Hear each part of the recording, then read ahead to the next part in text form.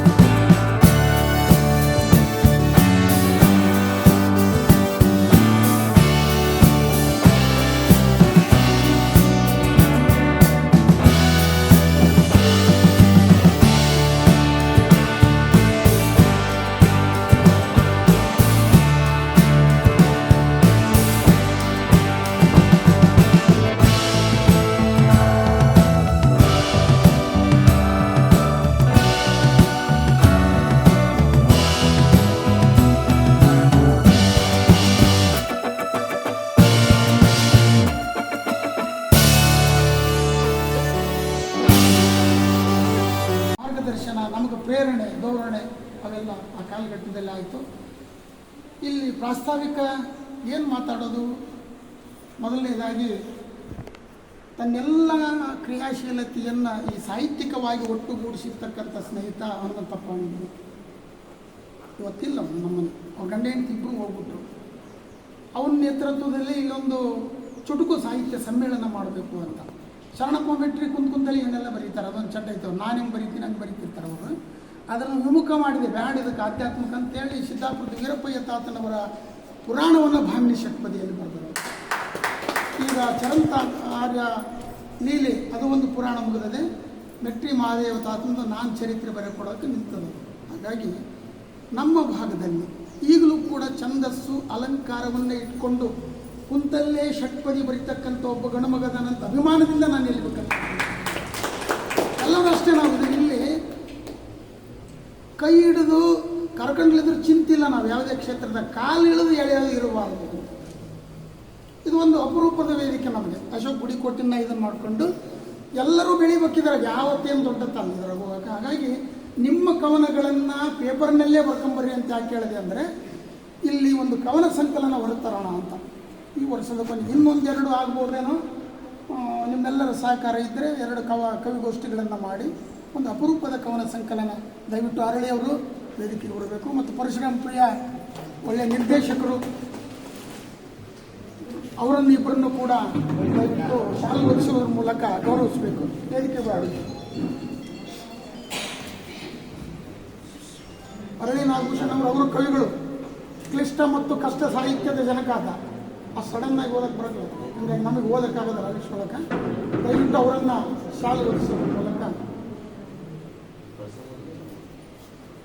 ಪರಶುರಾಮ್ ಪ್ರಿಯ ಬಂದಿದ್ದಾನೆ. ಇನ್ನು ನಾವು ಸಣ್ಣವರಿದ್ದಾಗ ನೀನಾಸಂ ಪದ ಇದ್ದಾರೆ ಅವನು ಅವಾಗ. ಹಾಗಾಗಿ ದಯವಿಟ್ಟು ವೇದಿಕೆಗೆ ಬಾ, ಈ ಕಡೆ ಅಲ್ಲಿ ಕೊಡ್ರಿ ಪರಶುರಾಮ್. ಎಲ್ಲರೂ ಇಲ್ಲಿ ಕುಂತ್ಬಿಟ್ರೆ ಅಲ್ಲಿ ಇರಂಗಾಗ್ತಿಲ್ಲ, ನಿಮ್ಮನ್ನು ಬಿಟ್ಟು ಎಲ್ಲರೂ ಸಮರ್ಥರೇ ಇಲ್ಲಿ.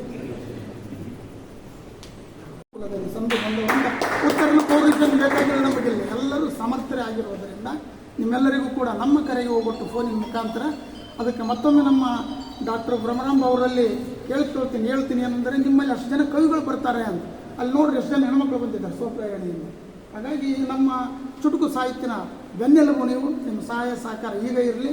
ಎಲ್ಲರೂ ಸೇರಿ ಏನಾದರೂ ಒಂದು ಮಾಡೋಣ ಅಂತ ಹೇಳ್ತಾ, ಮುಂದಿನ ಅವಧಿಯೊಳಗೆ ಸ್ವಲ್ಪ ಸಮಯದಲ್ಲಿ ಒಂದು ಚುಟುಕು ಸಾಹಿತ್ಯ ಸಮ್ಮೇಳನ ಮಾಡಬೇಕಂತ ಭಾಳ ದಿನದಿದ್ದೇನೆ. ಇಲ್ಲ ನಾನು ಚುಟುಕು ಬರೆಯೋದು ಬಿಡಿಸಿಬಿಟ್ರಿ ನೀವು ಅಂತ ಆಪಾದನೆ ಮೆಟ್ರಿ ಶಾಣಪ್ಪಂದು. ಬೇಡ, ಚುಟುಕು ಸಮ್ಮೇಳನ ಅಧ್ಯಕ್ಷನ ಮಾಡಿ ನೀನು ಬಿಡಿಸಿಬಿಡ್ತೀನಿ ಅದನ್ನು, ಬೇಡ ಬಿಟ್ಬಿಡ್ರಿ ಅದನ್ನು, ಬರೀ ಪುರಾಣವನ್ನು ಬರೀರಿ, ಆಧ್ಯಾತ್ಮಿಕ ಸಾಹಿತ್ಯ ಬರೀರಿ ಅಂತ. ಅದಕ್ಕೆ ಆಗಾಗಲೇ ಅಂಡಿಗವರಿದ್ದಾಗಲೇ ಡಿಸೈಡ್ ಮಾಡಿದ್ವಿ ಒಂದು ಸಮ್ಮೇಳನ ಆಗಬೇಕು. ಸಮ್ಮೇಳನ ಅಧ್ಯಕ್ಷೆ ಮೆಟ್ರಿ ಅವರು ಆಗಬೇಕು. ಯಾಕಂದರೆ ಈ ಚುಟುಕು ಸಾಹಿತ್ಯದಲ್ಲಿ ಭಾಳಷ್ಟು ಕೆಲಸ ಮಾಡಿದ್ದಾರೆ ಅವರು. ಚುಟುಕು ಸಾಹಿತ್ಯ ಪರಿಷತ್ತಿನ ಒಂದು ಅಸ್ತಿತ್ವ ಅವರು ಆ ಕಾಲದಲ್ಲಿ. ಈ ಕಡೆ ನಮ್ಮ ಕನ್ನಡ ಸಾಹಿತ್ಯ ಪರಿಷತ್ತು, ನೀಳಗಮನ, ಭಾವಗೀತೆ, ಇದರ ಮಧ್ಯೆ ಏನು ದುಂಡಿರಾಜ ಕಾಲದಿಂದ ಏನು ಹುಟ್ಕೊಂತಿದ್ದಕ್ಕೆ ಅದ್ರ ಬಗ್ಗೆ ನಾನೇನು ಹೇಳೋದು ಬೇಡ ಈಗ. ಯಾಕಂದರೆ ಎಲ್ಲರಿಗೂ ಗೊತ್ತಿದೆ ಚುಟುಕು ಅತ್ಯಂತ ಇಡಿಯಾದ ಬದುಕನ್ನು ಹಿಡಿಯಲ್ಲಿ ಹಿಡ್ಕೊಂಡಂತೆ. ಹಾಗಾಗಿ ಈ ಹೆಚ್ಚಿಗೆ ಇದು ಮಾಡಲಾರ್ದೆ ನಿಮ್ಮೆಲ್ಲ ಕವನ ವಾಚನದಲ್ಲಿ ನಾನು ಕೂಡ ಭಾಗಿಯಾಗಬೇಕು ಅನ್ನೋ ಸದುದ್ದೇಶದಿಂದ ಎಲ್ಲರೂ ನಮ್ಮವರೇ. ಹೀಗೆ ಏನಾದರೂ ಮಾಡಬೇಕಾದ್ರೆ ಎಡವಟ್ಟಂತೇನಿಲ್ಲ, ಎಲ್ಲರೂ ಸೇರಿ ಒಂದು ಮಾಡೋಣ ಅಂತ ಯಾಕೆ ಹೇಳಿದರೆ, ಅವನಿಗೆ ಮಾಡೋಕ್ಕಾಗಲ್ಲ, ಮಾಡ್ಬೇಕನ್ನೋ ಉತ್ಸಾಹ ಇದೆ. ಯಾರಿಗೆ? ಅಶೋಕನಿಗೆ. ಅವನು ಇನ್ನೂ ನಮ್ಮ ಮೇಡಮ್ ಅವ್ರಿಗೆ ಫೋನ್ ಮಾಡಿ ಹೇಳಿದ್ದೆ, ಅಶೋಕ್ ಗುಡಿಕೋಟೆ ಒಂದು ಹೆಸರು ಗೊತ್ತಾ ಒಂದು, ನನಗಿನ್ನೂ ಸಂಕ್ಷಿಪ್ತ ಕವನ. ಎಲ್ಲರ ಕಣ್ಣು ಕೋಲಾಟದ ಮೇಲೆ ಐತಿ, ನನ್ನ ಕಣ್ಣು ಕೋಲಾಟದ ಹುಡುಗಿ ಮೇಲೆ ಐತಿ. ಅದೇನು ಸ್ವಲ್ಪ ತಪ್ಪಿದಕ್ಕಿದ್ದು ಗೊತ್ತಿಲ್ಲ. ಹತ್ತಿರ ಹೋಗ್ಬೇಕನ್ನಿಸ್ತೈತಿ, ಆದರೆ ಆ ಹುಡುಗಿ ಕೈಯ ಕೋಲ್ ಐತಿ. ನಾನು ಅವಾಗಲೇ ಬರ್ತಿದ್ದೆ. ಹಾಗಾಗಿ ಇಂಥ ಒಂದು ಅದ್ಭುತ ಜೀವಂತಿಕೆಯ ಕಾವ್ಯ ಸೃಷ್ಟಿ ನಮ್ಮ ಭಾಗದಲ್ಲಿದೆ. ಅದಕ್ಕೆ ಇದು ಕುರಿತೋದನೆಯ ಕಾವ್ಯ ಪ್ರಯೋಗ ಪರಿಣತ ಮತಗಳು ಬೇಕಾಗಿಲ್ಲ. ನಮ್ಮದು ಈ ನೆಲ ಸತ್ಯ ಮತ್ತು ಸತ್ವ. ಈ ಕಾರಣಕ್ಕಾಗಿ ನಿಮ್ಮೆಲ್ಲರನ್ನ ಮತ್ತೊಮ್ಮೆ ನಾನು ಸ್ವಾಗತ ಕೊಡ್ತಾ, ಇನ್ನು ಮುಂದೆ ನಮ್ಮೆಲ್ಲ ಕಾರ್ಯಕ್ರಮಗಳಿಗೆ ಹೇಗೆ ಈ ಒಂದು ಕಾರ್ಯಕ್ರಮಕ್ಕೆ ನಾವು ಬಂದಿದ್ದೀವಿ. ಈ ಕಾರ್ಯಕ್ರಮದಲ್ಲಿ ಇವತ್ತು ಈ ಹಾಲಿನಲ್ಲಿ ಮುಂದಿನ ಕಾರ್ಯಕ್ರಮದಲ್ಲಿ ಮುಂದಿನ ಮನೆಯಲ್ಲಿ ಇವ್ರ ಮನೆಯಲ್ಲಿ ಅಂಗಳ ಮಳಿಗೆ ಮೇಲೆ ಇರ್ಬೋದು ಅಂತ ರೀತಿಯಲ್ಲಿ ಅಲ್ಲಿ ಹೂಡಿಕೆ ಮಾಡುವಂತ ಹೇಳಿದಾಗ ಎಲ್ಲ ರೀತಿಯಲ್ಲಿ ಸರ್ಕಾರ ಸಪೋರ್ಟ್ ಮಾಡಿ ಒಳ್ಳೆ ರೀತಿಯಲ್ಲಿ ಕಾರ್ಯಕ್ರಮಗಳಿಗೆ ಉತ್ಸಾಹ ತುಂಬಿದ್ದಾರೆ. ಇಂಥ ಒಂದು ಕಾರ್ಯಕ್ರಮವನ್ನು ನಾವು ನಿರಂತರವಾಗಿ ನಡೆಸುತ್ತಾ ಹೋದರೆ ಅದಕ್ಕೆ ಹೆಚ್ಚಿನ ಬೆಂಬಲ ಸಿಗುತ್ತದೆ ಅಂತ ಹೇಳ್ತಾ, ಜೊತೆಗೆ ಇದೀಗ ತಾನೇ ನಮ್ಮ ಪಾಟೀಲ್ ಗುಂಡೂರು ಸರ್ ಹೇಳಿದರು, ನಮ್ಮ ತಾಲೂಕು ಅಧ್ಯಕ್ಷರಾಗಿರ್ತಕ್ಕಂಥ ಅಶೋಕ್ ಸರ್ ಅವರಿಗೆ ಯಾವುದೇ ರೀತಿಯಲ್ಲಿ ನಾವು ಬೆನ್ನೆಲುಬು ಅಂತ ಹೇಳಿದರು. ಅವ್ರ ಜೊತೆಗೆ ಬರೀ ನೀವು ಎಷ್ಟೇ ಇರೋದಲ್ಲ, ಅಶೋಕ್ ಅವರು ಗುಡಿಕೋಟೆ ಅವರ ಕಾರ್ಯಚಟುವಟಿಕೆಗಳಿಗೆ ಸಂಘಟನೆಗಳಿಗೆ ಯಾವುದೇ ಒಂದು ಇಂಥ ಒಂದು ಕಾರ್ಯಕ್ರಮ ಮಾಡಬೇಕಂತ ಮಾಡಿದ್ದೀವಿ. ನೀವು ಒಂದು ಸ್ವಲ್ಪ ಒಂದು ಮಾಹಿತಿ ಹೇಳಿದರೆ ಒಂದು 2 ವರ್ಷ ನಿಂತ್ಕೊಂಡು ನಾವು ಅವ್ರ ಜೊತೆಗೆ ಅವ್ರು ಎಲ್ಲಿ ಓಡಾಡೋದು ಬೇಡ, ಅವ್ರ ಕುಂತಲ್ಲಿ ಕೊಡಲಿ, ಒಂದು 2 ದಿನ ನಿಂತ್ಕೊಂಡು ಆ ಕಾರ್ಯಕ್ರಮದ ರೂಪರೇಷೆಗಳನ್ನು ಮಾಡಿ ಕೇವಲ ನಾವು ಸಾಹಿತಿಗಳಾಗಿ, ಬರಹಗಾರರಾಗಿ, ಪತ್ರಕರ್ತರಾಗಿ ಸುತ್ತ ವೇದಿಕೆಯಲ್ಲಿ ಕೂತ್ಕೊಂಡು ಮಾತು ಹೇಳಿ ನಾವು ಓದುವಂಥ ಜಯಮನ ನಮ್ಗೆ ಆಗಬಾರ್ದು. ಆದರೆ ಇವತ್ತು ಸಂಘಟನಾತ್ಮಕ ಬರಬೇಕಾಗಿದೆ. ಇವತ್ತು ಸಾಹಿತ್ಯ ಮತ್ತು ಪತ್ರಿಕೋದ್ಯಮ ಎರಡೂ ಒಂದೇ ನನ್ನ ಮುಖಗಳು. ಸಾಮಾಜಿಕ ಬದ್ಧತೆಯನ್ನು ಇಟ್ಟುಕೊಂಡು ನಾವು ಇವತ್ತು ಜನಪರವಾಗಿ ನಾವು ಆಲೋಚನೆ ಮಾಡಬೇಕಾಗಿದೆ, ಜನಪರವಾಗಿ ಇವತ್ತು ಚಿಂತನೆ ಮಾಡಬೇಕಾಗಿದೆ. ಕೇವಲ ನಮ್ಮ ಕಾರ್ಯಕ್ರಮಗಳು, ನಮ್ಮ ಗೋಷ್ಠಿಗಳು ಕೇವಲ ಸಮ್ಮೇಳನಕ್ಕೆ, ಕೇವಲ ಸಮಾರಂಭಕ್ಕೆ, ಸಾಹಿತ್ಯ ಗೋಷ್ಠಿಗೆ ಸೀಮಿತ ಆಗದೆ ಜನರು ಮುಖ್ಯವಾಗಿರ್ತಕ್ಕಂಥ ಸಮಸ್ಯೆಗಳು ಎದುರಿಸ್ತಕ್ಕಂಥ ಸಮಸ್ಯೆಗಳ ಬಗ್ಗೆ ನಾವು ಗಮನ ಕೊಡಬೇಕಾಗಿದೆ, ಧ್ವನಿ ಎತ್ತಬೇಕಾಗಿದೆ. ಉದಾಹರಣೆಗೆ ಈಗ ಕನ್ನಡ ಶಾಲೆಗಳನ್ನು ಮತ್ತು ಸರ್ಕಾರಿ ಶಾಲೆಗಳನ್ನು ಮುಚ್ಚುವಂಥ ಸ್ಥಿತಿ ಈಗ ಎಲ್ಲ ಕಡೆಗೆ ಖಾಸಗೀಕರಣದ ಹಾವಳಿಯಿಂದ ಅಬ್ಬರದಿಂದ ಭಾಳ ನಲುಗುವಂಥ ಪರಿಸ್ಥಿತಿ ಇದೆ. ಸಾಕಷ್ಟು ಜನರು ಮಕ್ಕಳನ್ನು ವಿದ್ಯಾವಂತರನ್ನ ಮಾಡಬೇಕಂತ ಸಾಕಷ್ಟು ಪಾಲಕರು, ಪೋಷಕರ ಅಭಿಪ್ರಾಯ ಇದೆ. ಆದರೆ ಸರ್ಕಾರದ ಒಂದು ತಾರತಮ್ಯ ನೀತಿಯೋ ಏನೋ ಒಂದು ಶಾಲೆಗಳಿಗೆ ಕಟ್ಟಡಗಳಿದ್ರಲ್ಲಿ ಶಿಕ್ಷಕರಿದ್ದರೆ ಕಟ್ಟಡಗಳಿಲ್ಲ. ಇಂಥ ಮೂಲಭೂತ ಸೌಕರ್ಯಗಳ ನಡುವೆ ಪಾಲಕರು ಮತ್ತು ಜೊತೆಗೆ ಪೈಪೋಟಿ, ಖಾಸಗೀಕರಣದ ಪೈಪೋಟಿ ನಡುವೆ ನಮ್ಮ ಗ್ರಾಮೀಣ ಮಕ್ಕಳು ಮತ್ತು ಸರ್ಕಾರಿ ಶಾಲೆಯಲ್ಲಿ ಅವಲಂಬಿತ ಕುಟುಂಬಗಳು ಇವತ್ತು ಭಾಳ ಶಿಕ್ಷಣದಿಂದ ವಂಚನೆ ಆಗುವಂಥ ದುಸ್ಥಿತಿಯಲ್ಲಿ ನಾವು ಇದ್ದೇವೆ. ಅದನ್ನೆಲ್ಲ ನಾವು ಮೆಟ್ಟಿ ನಿಲ್ಲಬೇಕಾದ್ರೆ ನಾವು ಸಾಹಿತಿಗಳು, ಆಸಕ್ತರು, ಕನ್ನಡ ಪರ ಸಂಘಟನೆಗಳು, ಚುಟುಕು ಸಾಹಿತ್ಯ ಪರಿಷತ್ ಇರ್ಬೋದು, ಕನ್ನಡ ಸಾಹಿತ್ಯ ಪರಿಷತ್ತು, ಯಾವುದೇ ಜನಪರ ಚಳವಳಿ ಮಾಡ್ತಕ್ಕಂಥ ಸ್ನೇಹಿತರು ಒಂದು ವೇದಿಕೆ ಮಾಡಿಕೊಂಡು ನಾವು ಸರ್ಕಾರದ ಗಮನ ಸೆಳೆಯಬೇಕಾದ್ರೆ ನಾವು ಏನೋ ಒಂದು ಮುಂದಿನ ಭವಿಷ್ಯಕ್ಕೆ, ಮುಂದಿನ ಪೀಳಿಗೆಗೆ ಏನೋ ನಾವು ಅನ್ಯಾಯ ಮಾಡೋದಂತಾಗ್ತದೆ. ಆ ನಿಟ್ಟಿನೊಳಗೆ ನಾವು ಸಾಹಿತ್ಯ ಜೊತೆಗೆ ನಾವು ಜನಪರವಾಗಿ ನಾವು ಮುಂದೆ ಚಿಂತನೆ ಮಾಡಿಕೊಂಡ್ರೆ ನಮ್ಮ ಅಸ್ತಿತ್ವ ಭಾಳ ಕ್ಷೀಣಿಸುತ್ತದೆ ಅಂತ ನನ್ನ ಅಭಿಪ್ರಾಯ ಇದೆ. ಇಂಥ ನಿಟ್ಟಿನೊಳಗೆ ಕೇಂದ್ರ ಚುಟುಕು ಸಾಹಿತ್ಯ ಪರಿಷತ್ ಏನು ಮೈಸೂರಲ್ಲಿ ಇರ್ತಕ್ಕಂಥ ಸ್ಥಾಪನೆಯಾಗಿರ್ತಕ್ಕಂಥ ಡಾಕ್ಟರ್ MGR ಅರಸನ್ನವರ ನೇತೃತ್ವದಲ್ಲಿರ್ತಕ್ಕಂಥ ಈ ಚುಟುಕು ಸಾಹಿತ್ಯ ಪರಿಷತ್ತು ಕಳೆದ 30 ವರ್ಷಗಳಿಂದ ರಾಜ್ಯದ ಎಲ್ಲ ಕಡೆಗಳಿಗೆ ಮತ್ತು ಅಂತರ ರಾಜ್ಯಗಳಲ್ಲಿ ಕೂಡ ಈ ಘಟಕವನ್ನು ಸ್ಥಾಪಿಸಿಕೊಂಡು ಇವತ್ತು ಎಲ್ಲ ಜಿಲ್ಲೆಗಳಲ್ಲಿ ಅಸ್ತಿತ್ವವನ್ನು ಇಟ್ಟುಕೊಂಡು ಜನಪರವಾಗಿ ಕೆಲಸ ಮಾಡ್ತಿದೆ. ಕೇವಲ ಚುಟುಕು ಸಾಹಿತ್ಯ ಪರಿಷತ್ ಜೊತೆಗೆ ಅಷ್ಟೇ ಅಲ್ಲ, ಅವರದೇ ಒಂದು ವೈದ್ಯ ವಾರ್ತಾ ಒಂದು ಪತ್ರಿಕೆ ಇದೆ. ಆ ಪತ್ರಿಕೆ ಮೂಲಕ ಸಾಕಷ್ಟು ಪ್ರತಿಭೆಗಳಿಗೆ ವೇದಿಕೆ ಕೊಟ್ಟು ಸುಮಾರು 40,000 ಪತ್ರಿಕೆಗಳನ್ನು ಮುದ್ರಣ ಮಾಡಿ ಅಂಚೆ ಮೂಲಕ ಕಳಿಸುವಂಥ ವ್ಯವಸ್ಥೆ ಮಾಡಿದ್ದಾರೆ. ಹಾಗಾಗಿ ನೀವೆಲ್ಲ ಏನು ಸದಸ್ಯರಿದ್ದಾರೆ, ಪದವಿಕರಿದ್ದಾರೆ, ನೀವೆಲ್ಲ ಅಡ್ರೆಸ್ ಕೊಡ್ತೀನಿ, ಎಲ್ಲ ಲಿಸ್ಟ್ ಕೊಟ್ಟಿರ್ತೀವಿ, ಅಧ್ಯಕ್ಷರಿಗೆ ಹೇಳ್ತೀವಿ. ಅದು ಆ ಲಿಸ್ಟ್ ನಮ್ಗೆ ಬಂದಿಲ್ಲ. ಆ ಲಿಸ್ಟ್ ನಮ್ಗೆ ಸೇರಿದ್ರೆ ನಿಮಗೆಲ್ಲರೂ ಕೂಡ ಆ ವೈದ್ಯ ವಾರ್ತಾ ಪತ್ರಿಕೆ ಮೈಸೂರಿಂದ ನಿಮ್ಮ ಮನೆಗೆ ತಲುಪುತ್ತದೆ. ಅದರ ಮೂಲಕ ನಿಮಗೆ ರಾಜ್ಯದ ಎಲ್ಲ ಮೂಲೆಗಳಿರ್ತಕ್ಕಂಥ ಚಟುವಟಿಕೆಗಳು ನಿಮಗೆ ಮನೆ ಮುಟ್ಟುತ್ತದೆ. ಜೊತೆಗೆ ಈ ನಮ್ಮ ಪರಿಷತ್ ಜೊತೆಗೆ ಕೇವಲ ರಾಜಕಾರಣಿಗಳು, ಕೇವಲ ಅಧಿಕಾರಸ್ಥರು ಮತ್ತು ಅಧಿಕಾರ ಇದ್ದಂಥವರು ಕೇವಲ ಸ್ಥಿತಿಗಣ್ಯರಾಗಿ ಇರೋದಿಲ್ಲ. ನನ್ನ ಕಂಡುಕೊಂಡಂತೆ ಬಹುತೇಕ IAS IPS ಮತ್ತು ಜಡ್ಜ್ಗಳು, ಸಾಮಾನ್ಯವಾಗಿ ಎಲ್ಲ ಬಹುತೇಕ ನ್ಯಾಯಾಧೀಶರು ಕೂಡ ಈ ನಮ್ಮ ಕಾರ್ಯಕ್ರಮಕ್ಕೆ, ಚುಟುಕು ಸಾಹಿತ್ಯ ಪರಿಷತ್ ಕಾರ್ಯಕ್ರಮಕ್ಕೆ ಮುಖ್ಯ ಅತಿಥಿಗಳೇ ಬರಲು ಭಾಳ ಆಸಕ್ತಿ ವಹಿಸುತ್ತಾರೆ. ನಮ್ಮ ಯೋಜನೆ ಕೂಡ ಮುಂದೆ ಅಂತರ ಮೂಲಕ ನಾವು ಸೌಲಭ್ಯಗಳನ್ನು ಕೊಡಿಸೋದಾಗಲಿ, ಸಾರ್ವಜನಿಕರಿಗೆ ಒಂದು ಮಾಹಿತಿ ಕೊಡೋದಾಗಲಿ, ವಿಚಾರ ಸಂಕಿರಣ ಮಾಡೋದಾಗಲಿ, ಅವೇರ್ನೆಸ್ ಕಾರ್ಯಕ್ರಮ ಆಗಲಿ, ಇಂಥ ಮೂಲಕ ನಾವು ಸರ್ಕಾರದ ಯೋಜನೆಗಳನ್ನು ಜನರ ಮನೆ ಬಾಗಿಲಿಗೆ ತಲುಪುವ ನಿಟ್ಟಿನಲ್ಲಿ ಒಂದು ಹೊಸ ಹೆಜ್ಜೆಯನ್ನು ಇಟ್ಟುಕೊಂಡಿದ್ದೇವೆ. ಇಂಥ ಕಾರ್ಯಕ್ರಮಗಳಿಗೆ ಚುಟುಕು ಸಾಹಿತ್ಯ ಪರಿಷತ್ತು ರಾಜ್ಯದಲ್ಲಿ ನೋಡಿದಾಗ ಕಳೆದ 2 ದಶಕಗಳಿಂದ ಅತ್ಯಂತ ಹೆಚ್ಚಿನ ಮಟ್ಟದಲ್ಲಿ ಬೆಳಕಿಗೆ ಬಂದಿದೆ. ಅದರಲ್ಲಿ ಅಕ್ಬರೇಲ್ ಇರ್ಬೋದು, CPK ಇರ್ಬೋದು, ಚಂಪಾ ಇರ್ಬೋದು, ಚದುರಂಗ ಇರ್ಬೋದು, ಆಮೇಲೆ ಡಿಜೆಗೋ ಇರ್ಬೋದು, ಸಾಕಷ್ಟು ಈ ಥರಾಗಿ ಸಾಕಷ್ಟು ಜನರು ಅಕ್ಬರೇಲಿ ಮತ್ತು ಜಗರಳ್ಳಿ ಶಿವಶಂಕರ್ ಅವರು ಈ ರೀತಿ ಸೇರಿದಕ್ಕೆ ಸಾಕಷ್ಟು ಜನರು ಈ ಸಾಹಿತ್ಯ ಕೃಷಿಯನ್ನು ಮಾಡಿ ಜನಪ್ರಿಯಗೊಳಿಸಿದ್ದಾರೆ. ಅದು ವಿಶೇಷವಾಗಿ ಈಗ ಹೇಳಿದಂತೆ ದುಂಡಿರಾಜರ ಕಾವ್ಯ ಬಹುತೇಕ ಜನರಿಗೆ ಮತ್ತು ಯುವ ಜನಾಂಗಕ್ಕೆ ಸಾಕಷ್ಟು ಪ್ರೇರಣೆ ನೀಡಿದೆ. ಅಂಥ ಒಂದು ಮಹನೀಯರನ್ನು ಕೂಡ ಮುಂದಿನ ವೇದಿಕೆಯಲ್ಲಿ ನಾವು ಇಂಥ ವೇದಿಕೆ ಕರೆಸಿಕೊಂಡು ನಮ್ಮ ಎಲ್ಲ ಹೊಸ ಪೀಳಿಗೆಗೆ, ಹೊಸ ಸಾಹಿತ್ಯ ಸಕ್ರಿಯನ್ನು ನಾವು ಮನಸ್ಸಿಗೆ ತಲುಪುವಂತೆ ಅವರಿಂದ ಮಾರ್ಗದರ್ಶನ ಮಾಡುವಂಥ ಕೆಲಸವನ್ನು ಮಾಡಬೇಕಾಗಿದೆ. ಜೊತೆಗೆ ಚುಟುಕು ಸಾಹಿತ್ಯ ಪರಿಷತ್ತು ಬರೋದ್ರಲ್ಲಿ ಎಲ್ಲ ತಾಲೂಕಿಗೆ ಒಂದೊಂದು, ನಮ್ಮ ಕೊಪ್ಪಳ ಜಿಲ್ಲಾ ಮಟ್ಟದಲ್ಲಿ ಮತ್ತು ತಾಲೂಕು ಮಟ್ಟದಲ್ಲಿ ತಾಲೂಕಿಗೆ ಒಂದೊಂದು ಚುಟುಕು ಕಮ್ಮಟ, ಒಂದು ದಿವಸದ ಕಮ್ಮಟ ಮಾಡಬೇಕಂತ ಕೂಡ ಒಂದು ಯೋಚನೆ ಬಂದಿದೆ. ನಮಗೇನಾದರೂ ದೊಡ್ಡ ಸಭಾಂಗಣ ಬೇಕಿಲ್ಲ, ದೊಡ್ಡ ಹಾಲು ಬೇಕಿಲ್ಲ, ದೊಡ್ಡ ಯೋಚನೆ ಬೇಕಾಗಿಲ್ಲ. ಇಷ್ಟೊಂದು ಇಷ್ಟೊಂದು ವೇದಿಕೆ ಇದ್ದರೆ ಸಾಕು, 50 ಜನ ಸೇರುವಂಥ ಒಂದು ವ್ಯವಸ್ಥೆ ಇದ್ದರೆ ಸಾಕು. ಒಂದು ದಿನದ ಒಂದು ಕಮ್ಮಟ ಮಾಡಬೇಕಂತ ಕೂಡ ಅಭಿಲಾಷೆ ಇದೆ. ಇದಕ್ಕೆಲ್ಲ ಬರೋದರಿಗಳಲ್ಲಿ ಅದೆಲ್ಲ ಸಭೆ ಸೇರಿ ಇಂಥ ಒಂದು ಕಮ್ಮಟಗಳ ಮೂಲಕ ಸಾಹಿತ್ಯ ಜ್ಞಾನವನ್ನು ಎಲ್ಲರಿಗೂ ತಿಳಿಪಡಿಸೋಣ ಅಂತ ಹೇಳುತ್ತಾ ಈ ಸಂದರ್ಭದಲ್ಲಿ ಮಾತಾಡಲು ಅವಕಾಶ ಕೊಟ್ಟಂತೆ ಸಾಕಷ್ಟು ವಿಚಾರಗಳನ್ನು ನಿಮ್ಮ ಮುಂದೆ ಹಂಚಿಕೊಳ್ಬೇಕಾಗಿತ್ತು. ಆದರೆ ಎಚ್ಚೆತ್ತು ರಚಿಸುವುದೇ ಯೋಗ ತರಬೇತಿಗೊಂದು ಆಯೋಗ. ಸರ್ಕಾರ ಎಚ್ಚೆತ್ತು ರಚಿಸುವುದೇ ಯೋಗ ತರಬೇತಿಗೊಂದು ಆಯೋಗ. ರಚಿತಗೊಂಡರೆ ಆಯೋಗ ಖಚಿತ ಸುಯೋಗ.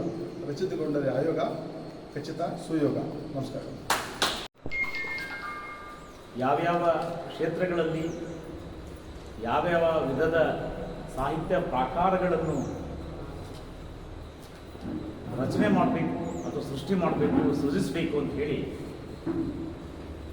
ನಮ್ಮ ಹಿರಿಯರು ಈಗಿನ ಮತ್ತು ರಾಜ ಮಹಾರಾಜರ ಕಾಲದಲ್ಲಿ ಆಸ್ಥಾನದಲ್ಲಿರ್ತಕ್ಕಂಥ ಸಾಹಿತ್ಯಗಳು ಅದೊಂದು ಕ್ಷೇತ್ರವನ್ನು ಸೃಷ್ಟಿ ಮಾಡೋಗಿದ್ದಾರೆ, ಮಾರ್ಗವನ್ನು ಸೃಷ್ಟಿ ಮಾಡೋಗಿದ್ದಾರೆ. ಆ ಮಾರ್ಗದಂತೆಯೇ ಕತೆ, ಕವನ, ಕಾದಂಬರಿ, ಪದ್ಯ, ಗದ್ಯ ಸಾಹಿತ್ಯಗಳು ಕನ್ನಡ ಸಾಹಿತ್ಯದಲ್ಲಿ ಕ್ಷೇತ್ರದಲ್ಲಿ ಸೃಷ್ಟಿ ಆಗ್ತವೆ. ಕನ್ನಡ ಸಾಹಿತ್ಯಕ್ಕೆ ಸುಮಾರು 4,500 ವರ್ಷಗಳ ಇತಿಹಾಸ ಇದೆ ಅಂತ ಹೇಳಿ ನಮ್ಮ ಹಲ್ಮಿಡಿ ಶಾಸನ ಹೇಳುತ್ತೆ. ಅದಕ್ಕಿಂತ ಪೂರ್ವದಲ್ಲಿ ಇತ್ತು ಅಂತ ಹೇಳಿ ಇತ್ತೀಚಿನ ಒಂದು ಶಾಸನ ಸಂಸದಲ್ಲಿ ಗೊತ್ತಾಗಿದೆ. ಈ ಎಲ್ಲ ವಿಷಯಗಳನ್ನು ನಾವು ನೀವೆಲ್ಲ ತಿಳ್ಕೊಂಡಿದ್ದೀವಿ. ಇತ್ತೀಚಿನ ಈ ಇಂಟರ್ನೆಟ್, ಮೊಬೈಲ್, ಡಿಜಿಟಲ್ ಈ ಸಂದರ್ಭದಲ್ಲಿ ನಮ್ಮ ಸೃಜನಶೀಲತೆ ಕಡಿಮೆ ಆಗ್ತಾ ಇದೆಯಾ ಅಂತಕ್ಕಂಥ ಪ್ರಶ್ನೆ. ಸಮ್ಮೇಳನಕ್ಕಾಗಿ ಸಾಹಿತ್ಯ, ಗೋಷ್ಠಿಗಾಗಿ ಸಾಹಿತ್ಯ, ಇಷ್ಟನ್ನು ಮಾತ್ರ ಮಾಡ್ತಾ ಇದ್ದೀವಿ ಅಂತಕ್ಕಂಥ ಕಳವಳಕಾರಿಯಾದಂಥ ಒಂದು ಅಂಶ ನಮ್ಮೆಲ್ಲರ ಗಮನಕ್ಕೂ ಇದೆ. ಅದನ್ನು ಬಿಟ್ಟು ನಮ್ಮ ಎಸ್ ವಿ ಪಾಟೀಲ್ ಗುಂಡೂರು ಹಿರಿಯರು, ನಾವೆಲ್ಲರೂ ಊಟಕ್ಕಿಂತ ಮುಂಚೆ ಸಾಹಿತ್ಯ ಕೃತಿ ರಚನೆ ಮಾಡಿರ್ತಕ್ಕಂಥ ದೊಡ್ಡವರು, ಅವರು ಹೇಳ್ತಕ್ಕಂಥ ಒಂದು ಮಾತನ್ನು ಉಲ್ಲೇಖಿಸಿ ನಾನು ಒಂದು ವಿಷಯ ಪ್ರಸ್ತಾಪ ಮಾಡ್ತೀನಿ. ಅದು ನನ್ನ ಪತ್ರಿಕೋದ್ಯಮದಲ್ಲಿ ನಮ್ಮ ಗುರುಗಳಿಗೂ ಸಹ ಹೇಳ್ತಕ್ಕಂಥ ವಿಷಯ. ನೀನು ಯಾವುದೇ ವರದಿ ಮಾಡು, ದಾಖಲಾತಿ ಇತ್ತು. ಆದ್ದರಿಂದ ಈ ಡಿಜಿಟಲೀಕರಣ ಭರದಲ್ಲಿ ನೀವು ಕವಿತೆಗಳನ್ನು ಬರೀತೀರಿ, ನಿಂತಲೇ ಕವಿತೆಯನ್ನು ಹೇಳ್ತೀವಿ, ಒಂದು ವಿಷಯದ ಬಗ್ಗೆ ಲೇಖನ ಬರೀತೀವಿ, ಪ್ರಬಂಧವನ್ನು ಮಂಡಿಸ್ತೀವಿ. ಸಾಹಿತ್ಯ ಸಮ್ಮೇಳನಗಳಲ್ಲಿ 5-6 ಗೋಷ್ಠಿಗಳಿರ್ತವೆ. ಆ ಗೋಷ್ಠಿಯಲ್ಲಿ ವಿಷಯ ಮಂಡಿಸ್ತೀರಿ, ವಿಷಯದ ಬಗ್ಗೆ ಮಾತಾಡ್ತೀರಿ. ನಾನು ಗಮನಿಸಿದಂಗೆ ಪ್ರತಿ ಸಮ್ಮೇಳನದ ಗೋಷ್ಠಿಗಳು, ಆ ಗೋಷ್ಠಿಯಲ್ಲಿ ವ್ಯಕ್ತವಾಗ್ತಕ್ಕಂಥ ವಿಷಯಗಳು ದಾಖಲಾಗಬೇಕು ಅಂತ. ಯಾರೋ ಒಬ್ಬರು ಬರ್ತಾರೆ ಒಂದು ಗೋಷ್ಠಿ ಬಗ್ಗೆ, ಸಾಹಿತ್ಯದ ಬಗ್ಗೆ, ಪ್ರವಾಸೋದ್ಯಮದ ಬಗ್ಗೆ, ಈ ಕ್ಷೇತ್ರದ ಸಮಸ್ಯೆಗಳ ಬಗ್ಗೆ ಗೋಷ್ಠಿ ಮಾಡ್ತೀವಿ. ಆ ಗೋಷ್ಠಿಗೆ ನೀವೆಲ್ಲ ಸಿದ್ಧತೆ ಮಾಡ್ಕೊಂಡು ಬಂದು ಮಾತಾಡ್ತೀರಿ, ಮಾತಾಡ್ಬಿಟ್ಟು ಹೋಗ್ತೀರಿ. ನನ್ನ ಕಳಕಳಿಯ ಮನವಿ, ಕಳೆದ ಇಲ್ಲಿ ಜಿಲ್ಲಾ ಸಮ್ಮೇಳನ ಆದಾಗ ಶರಣಗೌಡರಿಗೆ ಹೇಳ್ತೀನಿ, ಎಲ್ಲ ಗೋಷ್ಠಿಗಳ 2 ದಿನಗಳ ಗೋಷ್ಠಿ, ಆ ಗೋಷ್ಠಿಯಲ್ಲಿ ವಿಷಯಗಳ ಮಂಡನೆ ಮಾಡ್ತೀವಿ. ಸುಮಾರು 5-6 ಗೋಷ್ಠಿಗಳಿರ್ತಾರೆ. ಆ ಗೋಷ್ಠಿಯಲ್ಲಿ ಯಾರ್ಯಾರು ಮಾತಾಡ್ತಾರೆ ಅವರೆಲ್ಲರ ವಿಷಯ ತಗೊಂಡು ಸಂಕಲನ ಮಾಡಿ ಬುಕ್ಕ ಮಾಡಿ, ಅದು ಮುಂದಿನ ಪೀಳಿಗೆ ಅಥವಾ ಏನಾಯ್ತು ಅಂತ ಗೊತ್ತಾಗ್ತದೆ. ಕನ್ನಡ ಸಾಹಿತ್ಯದ ಎಲ್ಲ ವಿಷಯಗಳನ್ನು ಹಲ್ಮಿಡಿ ಶಾಸನ ಸೇರಿದಂತೆ ಬೇರೆ ಬೇರೆ ಶಿಲಾಶಾಸನಗಳು, ಗ್ರಂಥಗಳು, ತಾಳೆ ಗಡಿಗಳಿರ್ತಕ್ಕಂಥ ವಿಷಯಗಳು ಇರೋದ್ರಿಂದನೇ ನಾವು ಇವತ್ತು ಮಾತಾಡ್ತೀವಿ, ಇಷ್ಟು ತಿಳ್ಕೊಂಡಿದ್ದೀವಿ. ಈ ಮೊಬೈಲೇ ಬರ್ತೀರಿ, ನಮ್ಮ ಚಿದಾನಂದ ಕೀರ್ತಿ ಇದ್ದಾನೆ, ಸಂದರ್ಭೋಚಿತವಾಗಿದೆ, ದಾಖಲಿಸು. ಪ್ರಿಂಟ್ ಹಾಕ್ಸಿದ್ದೀನಿ ಬಿಡು, ದಾಖಲಿಸು, ಬರೆದಿಟ್ಟಗ. ಮುಂದೊಂದು ದಿನ ಯಾರೋ ಒಬ್ಬರು ಸಿಗ್ತಾರೆ ನನಗೆ ಪ್ರಿಂಟ್ ಹಾಕ್ಸಿ, ಅನೇಕ ಸರಿ ಹೇಳಿದ್ದೀನಿ, ಅದನ್ನು ತಾವೆಲ್ಲ ಮಾಡ್ಬೇಕಂತ ಹೇಳ್ತಾ ಭಾಳ ಜನ ಇದೆ ವೇದಿಕೆ ಮೇಲೆ ಇದ್ದೇನೆ. ನಾನು ಜಾಸ್ತಿ ಸಮಯ ತಗೊಳ್ಳೋದಿಲ್ಲ. ನಮ್ಮ ಗುಡಿಕೋಟೆ ಅಶೋಕ್ ಅವರು ನನ್ನ ಭಾಳ ಹಳೆಯ ಸ್ನೇಹಿತರು. ಅಶೋಕ್ ಆತ ವಿಶೇಷ ಚೇತನನಾಗಿದ್ದರೂ ಸಹ ಅದ್ಭುತವಾದಂಥ ವ್ಯಕ್ತಿ. ಹಿಂದಕ್ಕೆ ನಮಗೆಲ್ಲ ಈ ದೇಹದಾಟಿ ಬಾಡಿ ಬಿಲ್ಡಿಂಗ್ ಅಂತ ಹೇಳ್ತೀವಿ, ಬಾಡಿ ಬಿಲ್ಡಿಂಗ್ ಕಾಂಪಿಟೇಷನ್ ಎಲ್ಲ ಮಾಡ್ತಿದ್ವಿ. ಜಿಮ್ಗಳು 4-5 ಇದ್ವಿ. ಜಿಮ್ಮಿಗೆ ಬಂದು ದೇಹದಾಟಿ ಪಟ್ಟವಾಗಿದ್ದ. ನಾವು ಗಂಗಾವತಿ ಶ್ರೀ ಅಂತ ಒಂದು ಹೇಳಿ ಬಾಡಿ ಬಿಲ್ಡಿಂಗ್ ಕಾಂಪಿಟೇಷನ್ ಮಾಡಿ ಒಬ್ಬರಿಗೆ ದೇಹದಾಡು ಪಟ್ಟು ಗಂಗಾವತಿ ಶ್ರೀ ಕೊಡಬೇಕಾಗಿತ್ತು. ತನ್ನ ವಿಶೇಷ ಚೇತನವನ್ನು ಮರೆತು ಆತ ಬಾಡಿ ಬಿಲ್ಡಿಂಗ್ ಕಾಂಪಿಟೇಷನ್ ಭಾಗವಹಿಸಿದ, ವಿಶೇಷ ಅವಾರ್ಡ್ ಸಿಗ್ತಾರೆ. ಅಂಥ ವ್ಯಕ್ತಿ ಸಾಹಿತ್ಯಿಕವಾಗಿ ಇವತ್ತು ಪ್ರವರ್ಧಮಾನಕ್ಕೆ ಬರ್ತಾ ಇದ್ದಾರೆ. ಜೊತೆಗೆ ಎಲ್ಲ ವಿಶೇಷ ಚೇತನರನ್ನು ಸೇರಿಸ್ಕೊಂಡು ಸಂಘಟನೆ ಮಾಡಿ ಅವರ ಸೌಲಭ್ಯಕ್ಕೆ ಹೋರಾಟ ಮಾಡ್ತಾರೆ. ಸಾಮಾಜಿಕವಾಗಿ ಅನೇಕ ಕೆಲಸ ಮಾಡ್ತಾರೆ. ಅವ್ರಿಗೆ ಒಳ್ಳೆಯದಾಗಲಿ, ನಾವೆಲ್ಲರ ಜೊತೆಗೆ ಇರ್ತೀವಿ ಅಂತ ಹೇಳ್ತಾ, ಇನ್ನೇನು ಸಂಪ್ರದಾಯ ಹೇಳಿದ್ವಿ, ಒಂದು ಚುಟುಕಿ ಹೇಳ್ರಿ ಅಂತೇಳಿ ನಾನು ಉದಯವಾಣಿಯ ಇಲ್ಲಿಯ ವರದಿಗಾರನಾಗಿ ಕೆಲಸ ಮಾಡ್ತಾಯಿದ್ದೀನಿ. ಜೊತೆಗೆ ಇತ್ತೀಚೆಗೆ ಕಿಸ್ಕಿಂದ ವಾಣಿ ಅಂತ ಹೇಳಿ ಹೊಸ ದಿನಪತ್ರಿಕೆ ಆರಂಭ ಮಾಡಿದ್ದೀನಿ. ನೀವೆಲ್ಲರೂ ಅದಕ್ಕೆ ಆಶೀರ್ವಾದ ಮಾಡಬೇಕಂತ ಕೇಳ್ತಾ ಉದಯವಾಣಿ ಪತ್ರಿಕೆಯಲ್ಲಿ ಒಂದು ಕಾಲಮೇ ಬಿಟ್ಬಿಟ್ಟಿದ್ದೆ ನಾವು. ನಿಮ್ಗೆ ಹೇಳ್ತೀನಿ, ದುಂಡಿರಾಜನ್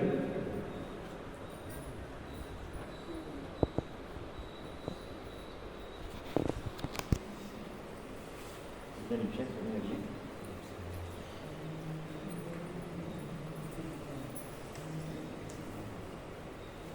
ದುಂಡಿರಾಜು ಅವರು ದನಿ ಅಂತ ಒಂದು ಕಾಲಂ ಪ್ರತಿ ದಿನ ಬರುತ್ತೆ.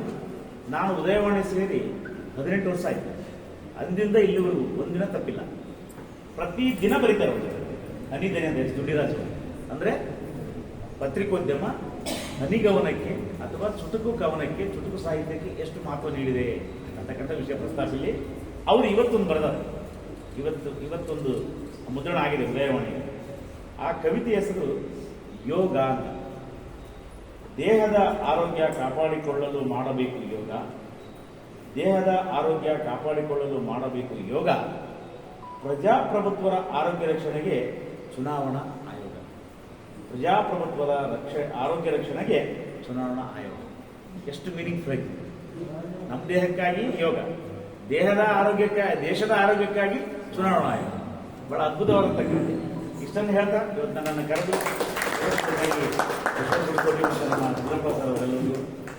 ಹೊಂದಿಸ್ತಾ ನನ್ನ ಮಾತು ವ್ಯಕ್ತಿ ಮೇಲಿನ ಪ್ರೇಮವ ಬೆಳೆಸಿಕೋ ನೀ ವ್ಯಕ್ತಿ ಮೇಲಿನ ಪ್ರೇಮವ.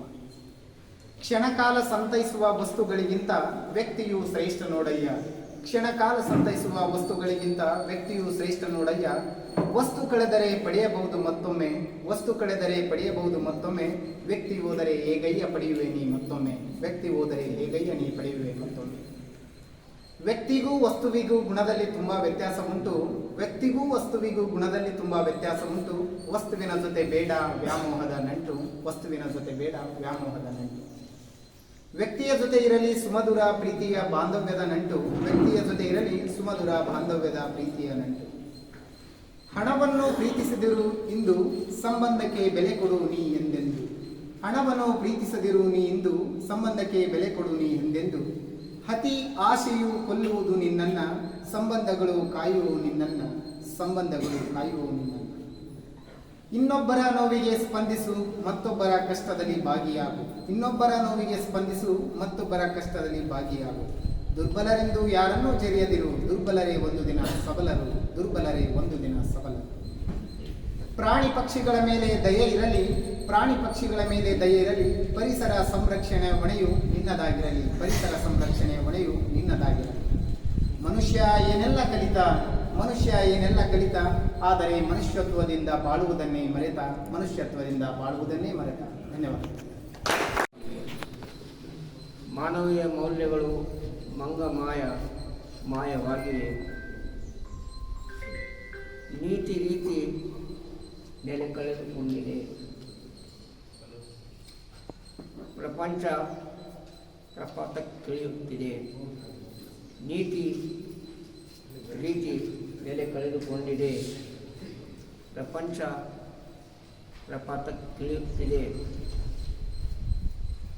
ಮಮ್ಮಲ ಮರುಗುತ್ತಿದೆ ಮನುಕುಲದ ರಕ್ಷಣೆಗಾಗಿ. ಮಮ್ಮಲ ಮರುಗುತ್ತಿದೆ ಮನುಕುಲದ ರಕ್ಷಣೆಗಾಗಿ. ಶಿಕ್ಷಕರಿಂದಲೂ ಶ್ರೀರಕ್ಷೆ ಸಿಗಬೇಕು, ಜಗತ್ತು ಶಾಂತಿ ಕಳೆದುಕೊಂಡಿದೆ. ಶಿಕ್ಷಕರಿಂದಲೂ ಶ್ರೀರಕ್ಷೆ ಸಿಗಬೇಕು, ಜಗತ್ತು ಶಾಂತಿ ಕಳೆದುಕೊಂಡಿದೆ. ದೇಶಗಳು ಯುದ್ಧಕ್ಕಾಗಿ ಕಾಲು ಕೆದರಿಕೊಂಡು ಗೋಳಿ ಕಾಳಗ ನಡೆಸುತ್ತಿವೆ. ದೇಶಗಳು ಯುದ್ಧಕ್ಕಾಗಿ ಕಾಲು ಕೆದರಿಕೊಂಡು ಗೂಳಿ ಕಾಳಗ ನಡೆಸುತ್ತಿವೆ. ಮುಂಪೀಳಿಗೆಯ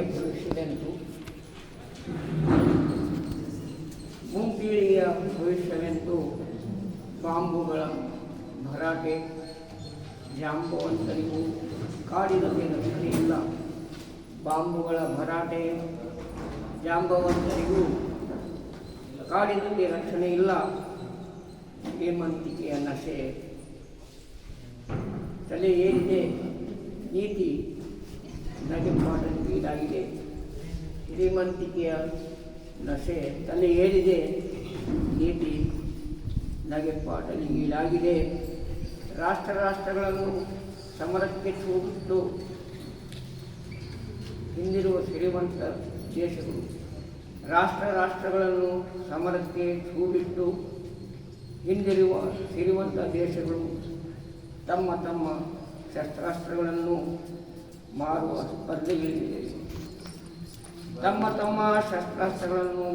ಸ್ಪರ್ಧೆಗಳಿವೆ. ಒಟ್ಟಿನಲ್ಲಿ ಜಗತ್ತು ಭವಿಷ್ಯದಲ್ಲಿ ದುಡುಕು ಕಡುಕಿನಿಂದ ವರ್ತಿಸಿದರೆ ಸಂತಾನಗಳ ಬಾಳು ಹಾಳು ಜಾಳು ಸಂತಾನಗಳ ಬಾಳು ಹಾಳು ಜಾಳು ನರಕ ಸದೃಶವಾಗಲಿದೆ. ತತ್ಕ್ಷಣ ಶಾಂತಿ ವಿಶ್ವಶಾಂತಿ ಕಾಪಾಡಬೇಕು. ಸಂತಾನಗಳ ಬಾಳು ಹಾಳು ಜಾಳು ನರಕ ಸದೃಶವಾಗಲಿದೆ. ತತ್ಕ್ಷಣ ಶಾಂತಿ ವಿಶ್ವಶಾಂತಿ ಕಾಪಾಡಬೇಕು. ಹಾಗಾಗಿ ನಾವು ಭಾಷಾ ವಿಷಯದವರು ಭಾವಜೀವಿಗಳು. ನಮಗೆ ಬರುವುದಿಲ್ಲ ಗಣಿತದ ಲೆಕ್ಕಾಚಾರ, ಇಂತಿಷ್ಟೇ ಎಂದು ನಿಖರವಾಗಿ ಹೇಳಲು. ನಾವೇನಿದ್ದರೂ ಅಷ್ಟು ಇಷ್ಟೆಂದು ಪರಿಮಾಣಗಳಲ್ಲಿ ಹೇಳುವವರು. ನಾವು ಭಾಷಾ ವಿಷಯದವರು ಭಾವಜೀವಿಗಳು. ನಮಗೆ ಗೊತ್ತಿಲ್ಲ ಭೌತಶಾಸ್ತ್ರ, ನಾವು ಕಲಿಸುವೆವು ಭೌತಿಕವಾಗಿ ಹೇಗೆ ಬದುಕಬೇಕೆಂಬ ನೀತಿಶಾಸ್ತ್ರ. ನಾವು ಭಾಷಾ ವಿಷಯದವರು ಭಾವಜೀವಿಗಳು. ನಮಗೆ ಪರಿಚಯವಿಲ್ಲ ರಸಾಯನಶಾಸ್ತ್ರ, ಆದರೆ ನವರಸಗಳನ್ನು ತುಂಬಿ ಹೇಳುವವರು, ಷಡ್ರಸಗಳನ್ನು ಉಣಬಡಿಸುವವರು. ನಾವು ಭಾಷಾ ವಿಷಯದವರು ಭಾವಜೀವಿಗಳು. ನಾವು ಅರಿತಿಲ್ಲ ಜೀವಶಾಸ್ತ್ರ, ಆದರೆ ಜೀವಗಳಿಗೆ ಭಾವ ತುಂಬಿ ಕಲಿಸುವೆವು ಜೀವನಶಾಸ್ತ್ರ. ನಾವು ಭಾಷಾ ವಿಷಯದವರು ಭಾವಜೀವಿಗಳು. ನಾವು ಅರಿಯೆವು ಅರ್ಥಶಾಸ್ತ್ರವನ್ನು, ಆದರೆ ನಾವು ಕಲಿಸುವೆವು ನಿಭಾಯಿಸಲು ಆರ್ಥಿಕತೆಯನ್ನು. ನಾವು ಭಾಷಾ ವಿಷಯದವರು ಭಾವಜೀವಿಗಳು. ನಮಗೆ ತಿಳಿದಿಲ್ಲ ರಾಜ್ಯಶಾಸ್ತ್ರ, ನಾವು ಕಲಿಸುವೆವು ರಾಜ್ಯದ ಭಾಷಾಶಾಸ್ತ್ರ. ನಾವು ಭಾಷಾ ವಿಷಯದವರು ಭಾವಜೀವಿಗಳು. ನಾವು ಕಲಿಸುವುದಿಲ್ಲ ಸಮಾಜಶಾಸ್ತ್ರ, ಆದರೆ ನಾವು ವಹಿಸುವೆವು ಸಮಾಜದಲ್ಲಿ ಮುಖ್ಯ ಪಾತ್ರ. ನಾವು ಭಾಷಾ ವಿಷಯದವರು ಭಾವಜೀವಿಗಳು. ನಾವು ತಿರುವಲಾರೆವು ಇತಿಹಾಸದ ಪುಟ, ಏಕೆಂದರೆ ಹಲವು ಕವಿಗಳೇ ಒದಗಿಸಿದ್ದಾರೆ ಶತಮಾನಗಳಿಂದ ಭಾಷೆಗೆ ಸಂಪುಟ. ನಾವು ಭಾಷಾ ವಿಷಯದವರು ಭಾವಜೀವಿಗಳು. ನಾವು ಕಂಡು ಹಿಡಿಯುವುದಿಲ್ಲ ಲೆಕ್ಕಶಾಸ್ತ್ರದ ಉತ್ತರ, ನಮಗೆ ಗೊತ್ತಿದೆ ಪಕ್ವಗೊಳ್ಳುವ ಪಕ್ಕಾ ವಿಚಾರ. ನಾವು ಭಾಷಾ ವಿಷಯದವರು ಭಾವಜೀವಿಗಳು. ನಾವು ಭಾಗವಹಿಸಲಾರೆವು ವ್ಯವಹಾರ ಅಧ್ಯಯನದಲ್ಲಿ, ನಮ್ಮ ವ್ಯವಹಾರವೇನಿದ್ದರೂ ಭಾವನೆಗಳ ಅಧ್ಯಾಯಗಳಲ್ಲಿ. ನಾವು ಭಾಷಾ ವಿಷಯದವರು ಭಾವಜೀವಿಗಳು. ನಮ್ಮ ಗಣನೆಗೆ ಬರುವುದಿಲ್ಲ ಗಣಕ ವಿಜ್ಞಾನ, ಏಕೆಂದರೆ ನಮ್ಮ ಕೈಯಲ್ಲಿರುತ್ತದೆ ಪುಸ್ತಕ ಮಸ್ತಕದ ಜ್ಞಾನ. ನಾವು ಭಾಷಾ ವಿಷಯದವರು ಭಾವಜೀವಿಗಳು. ಮಾತೃಭಾಷೆಯವರು, ಮಾತೃ ಹೃದಯವುಳ್ಳವರು. ನಾವು ಭಾಷಾ ವಿಷಯದವರು. ದೇವರಿಗೆ ಹೋಲಿಸಿದವರು ಮೈಮರು. ಇಂದು ಮಹಿಳೆಯರಿಗೆ 33% ಕಾರಿಸಿದೆ ಸರ್ಕಾರ. ಎಲ್ಲಿದೆ ಆಕೆಯ ಅಂಶಗಳಿಲ್ಲದ ಹೆಂಗಸರಿಗೆ ಬರೀ ಖಾಲಿ ಕುರ್ಚೆ. ಅಧಿಕಾರ ಅವರ ಪತಿ ಕೈಗೆ. ಎಲ್ಲ ರಂಗದಲ್ಲೂ ಪುರುಷರಿಗೆ ಸಮ ಸೇವೆಯಲ್ಲಿದ್ದಾರೆ ಹೆಂಗಸರು. ಆಡಗಲೇ ಬಲಾತ್ಕಾರಿಸಿ ಕೊಲ್ಲುತ್ತಿದ್ದಾರೆ ಕಾಮುಕರು. ಎಲ್ಲಿದೆ ಸ್ವಾತಂತ್ರ್ಯ?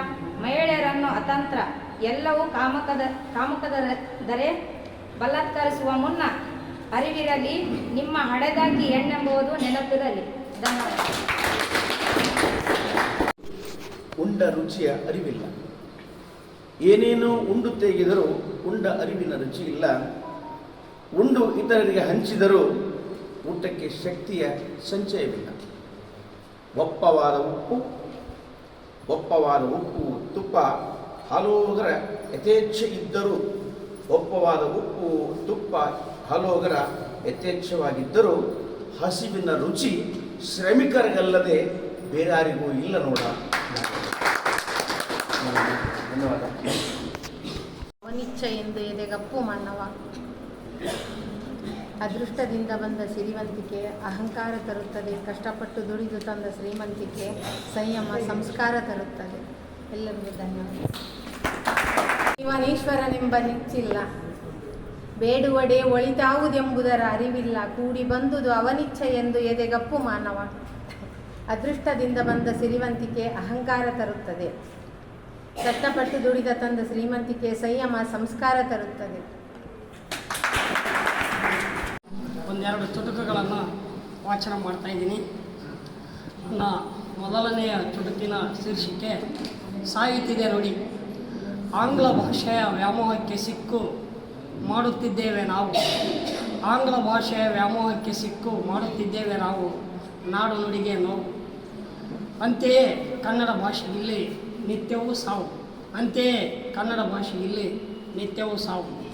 ಇನ್ನೊಂದು ಚುಟುಕು, ಇದರ ಶೀರ್ಷಿಕೆ ಕಟ್ಟೋಣ. ಕಟ್ಟುವುದು ಬೇಡ ಅಲ್ಲಿ ಮಸೀದಿ ಮಂದಿರ. ಕಟ್ಟುವುದು ಬೇಡ ಅಲ್ಲಿ ಮಸೀದಿ ಮಂದಿರ. ಕಟ್ಟೋಣ ನಾವಿಲ್ಲಿ ಮನೋಮಂದಿರ. ಕಟ್ಟೋಣ ನಾವಿಲ್ಲಿ ಮನೋಮಂದಿರ. ಆದೀತು ಆಗ ಈ ಜಗ ಸುಂದರ. ಆದೀತು ಆಗ ಈ ಜಗ ಸುಂದರ. ಒಂದು ಚಿತ್ತದಿ ಬೆಳೆಸಿ ಮುತ್ತ ನಿತ್ತು ಎತ್ತ ಬೀಳದೆ ಸುತ್ತ ಕೈಯೆತ್ತಿ ಮತ್ತೆ ಮಮತೆಯಲ್ಲಿ ನಿಂತು ತುತ್ತುಣಿಸಿ ಬೆಳೆಸಿದ ಹೆತ್ತವರು ಬಿತ್ತಿ ಬೆಳೆದ ಹೊತ್ತೆಂದು ಹೆತ್ತವರ ಕೃಪೆ ಇದು. ಭವದ ನಿಯಮ ಶಿವಬ್ರಹ್ಮ ವಿಷ್ಣು ರವಿದು ಗಂಡು ಹೆಣ್ಣುಗಳ ಭವಕ್ಕೆ ಬಿತ್ತಿ ಕಂಡ ಹೆತ್ತವರ ಜೀವ ಬಿತ್ತು ಸಣ್ಣವರನ್ನು ದೊಡ್ಡವರನ್ನಾಗಿ ಬೆಳೆಸಿ ಬಣ್ಣ ಬಣ್ಣದ ಉಡುಗೊರೆಯನ್ನು ಮತ್ತೆ ಶಿಕ್ಷಣ ಕೊಡಿಸಿ ಬೆಳೆಸಿದ ಹೆತ್ತವರ ವರವಿದು. ಅದನ್ನು ನೆನೆಯುವುದು ನಮ್ಮದು. ನೂರಾರು ಹರಕೆ ಹೊತ್ತು ಬರಬರನೆ ಬೆಳೆಸಿ ನಿಗಮವಿತ್ತು ಹೊರಬರುವ ಹೊರಬಿತ್ತು ಬರುವ ಕಂದಮ್ಮಗಳ ಕಾಯುವರೆಗೂ ಗಮನವಿಟ್ಟು ಆ ತಾಯಿಯ ನೆನೆಸುವ ಮತ್ತು ಮತ್ತು ಹೆತ್ತವರ ಕತೆ ಹೇಳುವುದು ಮತ್ತೆ ಮತ್ತೆ ಮರುಕಳಿಸದು. ಶಿವಪಾರ್ವತಿಯಂತೆಯೇ ಕಾಣಿರಿ ದಿನವಿತ್ತು ಹೆತ್ತವರ ಮುಂದಿನ ವಯಸ್ಸು. ಅದನ್ನು ಅನುಸರಿಸಿ ನೀವು ಬಾಳಿರಿ. ಇದೇ ಹೆತ್ತವರ ಕತೆ. ಇದು ನನ್ನ ಶೀರ್ಷಿಕೆಯ ಮುಕ್ತಾಯ. ಕನ್ನಡದ ಒಂದು ಪ್ರಸಿದ್ಧಿ ನೋಡಿ. ಹೆಸರಾಯಿತು ಕನ್ನಡ, ಉಸಿರಾಗಲಿ ಕನ್ನಡ, ಎಲ್ಲರಿಗೂ ಗೊತ್ತಿದ್ದ ವಿಷಯ. ಆದರೆ ಈಗಿನ ಪರಿಸ್ಥಿತಿ ಹೆಸರಾಯಿತು ಆಂಗ್ಲ, ಉಸಿರಾಯಿತು ಆಂಗ್ಲ. ಆಂಗ್ಲದ ಅಮಲಿನಲ್ಲಿ ಅಲೆಮಾರಿಯಾಗಿದೆ ಕನ್ನಡ. ಆಂಗ್ಲದ ಭರಾಟೆಯಲ್ಲಿ ಬಡವಾಯಿತು ಕನ್ನಡ. ಆಂಗ್ಲದ ಮೋಹದಲ್ಲಿ ಮಾಯವಾಗುತ್ತಿದೆ ಕನ್ನಡ. ಆಂಗ್ಲದ ಆದ್ಯತೆಯಲ್ಲಿ ಅಂಧಕಾರದಲ್ಲಿದೆ ಕನ್ನಡ. ಆಂಗ್ಲದ ಭರವಸೆಯಲ್ಲಿ ಬರಿದಾಗುತ್ತಿದೆ ಕನ್ನಡ. ಆಂಗ್ಲದ ಅವಸರದಲ್ಲಿ ಅವಸಾನದ ಅಂಚಿನಲ್ಲಿದೆ ಕನ್ನಡ. ಆಂಗ್ಲದ ಆವೇಶದಲ್ಲಿ ಅಸ್ತಿತ್ವ ಕಳೆದುಕೊಳ್ಳುತ್ತಿದೆ ಕನ್ನಡ. ನಮ್ಮ ನುಡಿ ಕನ್ನಡ, ನಮ್ಮ ನುಡಿ ಕನ್ನಡ. ಜಯ ಕನ್ನಡ. ಧನ್ಯವಾದ. ಒಂದು ಸತ್ಯವನ್ನು ಹೊರತರಲಿಕ್ಕೆ ಒಂದು ಅವಕಾಶ ಇರುತ್ತೆ. ಹಾಗಾಗಿ ತಮ್ಮ ಕವನದ ಮೂಲಕ ಇಂದು ನಡೆಯುವಂಥ ಏನು ಸಮಾಜದಲ್ಲಿ ಅಹಿತಕರ ಘಟನೆಗಳಿರ್ಬೋದು ಅಥವಾ ಅನೇಕ ಮಾನಹಾನಿಗಳಿರ್ಬೋದು ಅಥವಾ ಏನೇನು ಘಟನೆಗಳನ್ನು ಆಧರಿಸಿಕೊಂಡು ತಮ್ಮ ಅಂತರಾಳದ ಒಂದು ಹಿನ್ನೆಲೆಯನ್ನು ಇಟ್ಕೊಂಡು ಕವನಗಳನ್ನು ಬರೆದಿದ್ದೀರಿ. ಅದು ತುಂಬ ಸುಂದರವಾಗಿ ಮೂಡಿಬಂದಿದೆ. ಹಾಗಾಗಿ ಇನ್ನೂ ಹೆಚ್ಚೆಚ್ಚು ಕವಿಗಳು ಭಾಗವಹಿಸುವಂತಾಗಬೇಕು. ಕವಿಗಳಿಗೆ ಯಾಕಂದರೆ ಸದಾ ಸಿದ್ಧ. ಯಾಕಂದರೆ ಚುಟುಕು ಸಾಹಿತ್ಯ ಪರಿಷತ್ತು, ಕನ್ನಡ ಸಾಹಿತ್ಯ ಪರಿಷತ್ತು ಒಂದೇ ತಾಯಿಯ ಮಕ್ಕಳಿದ್ದಂತೆ. ಹಾಗಾಗಿ ನಾವು ಬೇರೆಯಲ್ಲ, ಅವರು ಬೇರೆಯಲ್ಲ. ಯಾರೇ ಏರ್ಪಡಿಸಿದ್ರು ಕೂಡ ಕವಿಗಳು ಒಂದು ಭಾಗವಹಿಸಿದರೆ ಅದಕ್ಕೆ ಪುರಸ್ಕಾರದ ರೀತಿಯಲ್ಲಿ, ಯಾಕಂದರೆ ಒಂದು ವೇದಿಕೆ ಅವಕಾಶಗಳನ್ನು ಮಾಡಿಕೊಡ್ತದೆ. ಆ ಅವಕಾಶಗಳನ್ನು ತೆಗೆದುಕೊಳ್ತಕ್ಕಂಥ ಒಂದು ವ್ಯವಸ್ಥೆಯಲ್ಲಿ ನಮ್ಮ ಕವಿಗಳು ಹೆಚ್ಚಿನ ಸಂಖ್ಯೆಯಲ್ಲಿ ಭಾಗವಹಿಸಿದ್ದಾರೆ. ಬಹುಶಃ ಬೆಳಗ್ಗೆ ನಾನು ಹೆಸರು ಕೇಳಿದಾಗ 50 ಜನ ನೋಂದಣಿಯನ್ನು ಮಾಡಿದ್ದಾರೆ ಅಂತಂದ್ರು. ಭಾಳ ಹೊತ್ತಾಗುತ್ತೆ ಅಂತೇಳಿ ನಾನು ಹಾಗಾಗಿ ತಡ ಮಾಡಿ ಬಂದಿದ್ದೀನಿ. ಎಲ್ಲರಲ್ಲಿ ಕ್ಷಮೆ ಇರಲಿ, ಸಮಯ ಭಾಳಷ್ಟಾಗಿದೆ. ಹಾಗಾಗಿ ಮತ್ತೆ ಅವಕಾಶಗಳನ್ನು ಸಿಕ್ಕಾಗ ನಾವು ಕೂಡ ಸಾಹಿತ್ಯ ಪರಿಷತ್ತಿನ ಕವಿಗೋಷ್ಠಿಯನ್ನು ಏರ್ಪಡಿಸೋಣ ಅಂತ ಹೇಳಿದ್ರೆ, ಇಲ್ಲ ಸರ್ ನಾವು ಏಕಾಂಗಿಯಾಗಿ ನಾವು ಮಾಡ್ತೀವಿ ಅಂತಂದ್ರು. ಭಾಳ ಸಂತೋಷ. ಹಾಗಾಗಿ ನಮ್ಮ ಕಡೆಯಿಂದ ಏನು ಸಹಾಯ ಬೇಕಾಗುತ್ತೆ ಆ ಸಹಾಯವನ್ನು ನಾವು ಕೊಟ್ಟಿದ್ದೀವಿ. ಅದರಲ್ಲಿ ಏನಾದರೂ ಸ್ವಲ್ಪ ಏನಾದರೂ ಇತ್ತು ಅಂದರೆ ಕ್ಷಮೆ ಇಲ್ಲ ಅಂತ ಹೇಳ್ತಾ ಎಲ್ಲರಿಗೂ ಅನಿಸ್ತಾ ನನಗೆ ಬರಬೇಕು ಅಂತ ಬರ್ತೀನಿ ಸರ್ ಅಂದೆ. ಇವತ್ತು ಇವರೆಲ್ಲರೂ ನೋಡಿದಾಗ ಇವರು ವಿಕಲಚೇತನ ಅಲ್ಲ, ವಿಶೇಷವಾದ ಚೇತನ ಉಳ್ಳವರು ಅಂತ ಇಷ್ಟಪಡ್ತೀನಿ.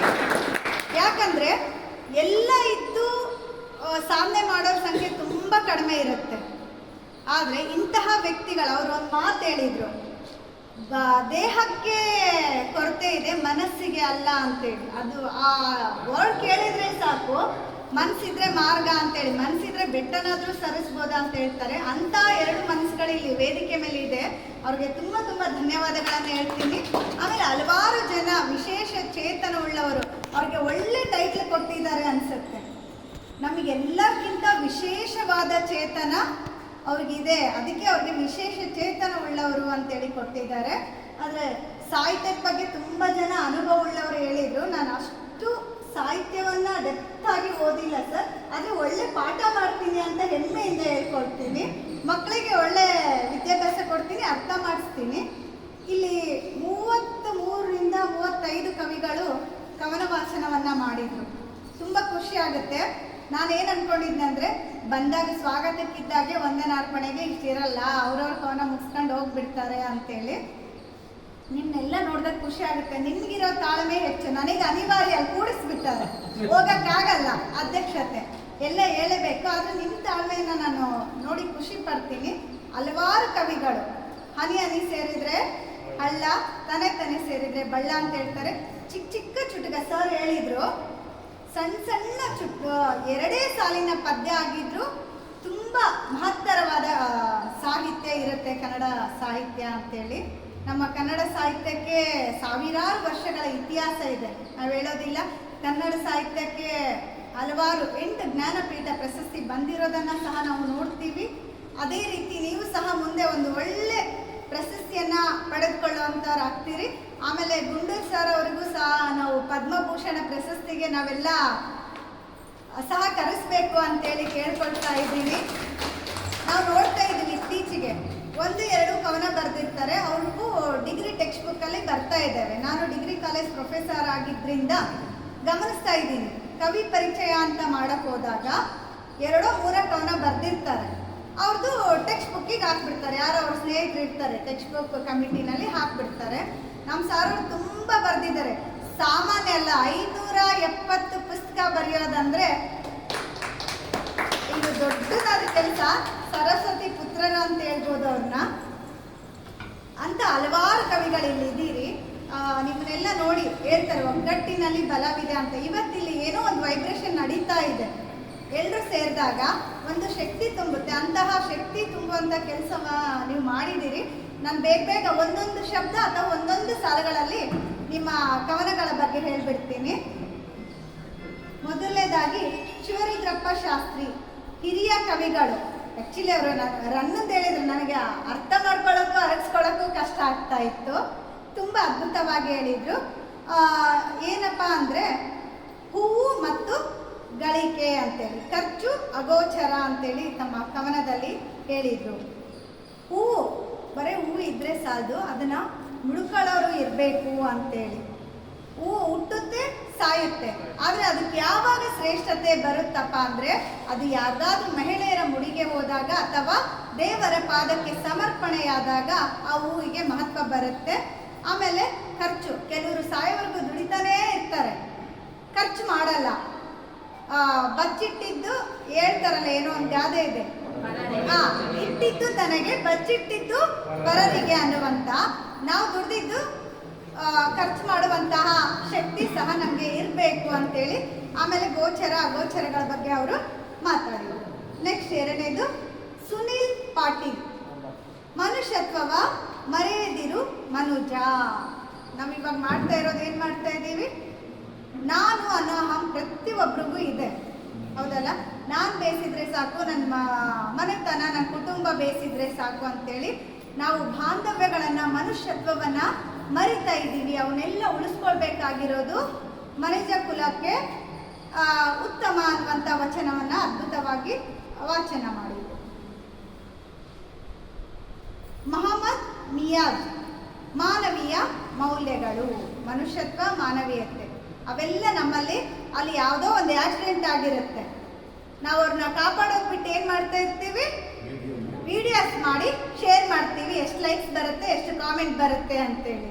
ಮನುಷ್ಯತ್ವವನ್ನು ನಾವು ಮರಿತಾ ಇದ್ದೀವಿ ಅಂತ ಅದ್ಭುತವಾದ ಕವನ ವಾಚನ ಮಾಡಿದ್ರು.